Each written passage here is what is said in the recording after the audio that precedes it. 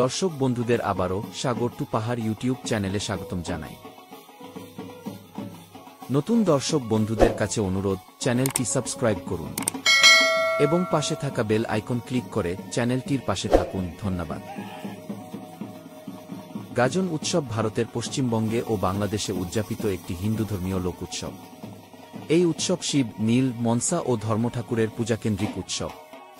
চৈত্র মাসের শেষ সপ্তাহ জুড়ে সন্ন্যাসী বা ভক্তদের মাধ্যমে শিবের গাজন অনুষ্ঠিত হয়।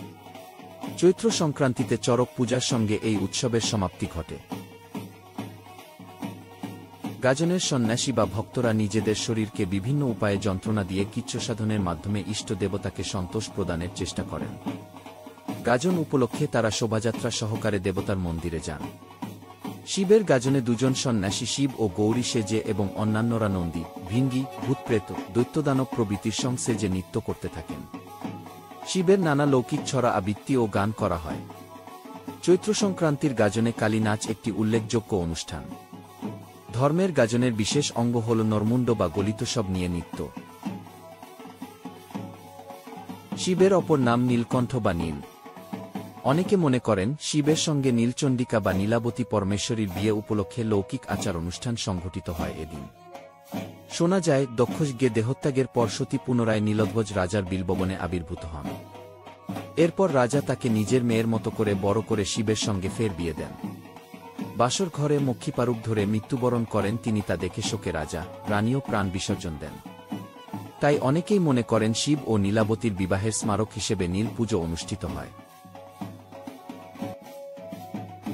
নীলপূজা বা নীলষষ্ঠী হল সনাতন বঙ্গীয়দের এক লোকোৎসব, যা মূলত নীলনীলাবতী নামে শিব দুর্গা এর বিবাহ উৎসব।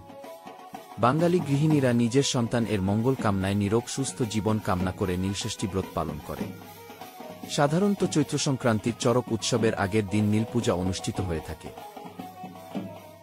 সন্ন্যাসীরা চড়ক পূজার কয়েকদিন আগে থেকে কঠোর ব্রত ও সংযম পালন করেন।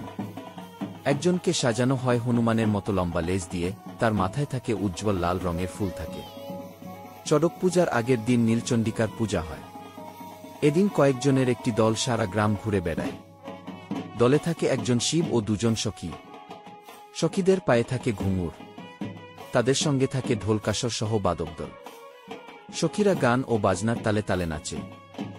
এদেরকে দেল বা নীল পাগলের দলও বলা হয়। এরা বাড়ি বাড়ি ঘুরে গাজনের গান গায় এবং নাচগান পরিবেশন করে।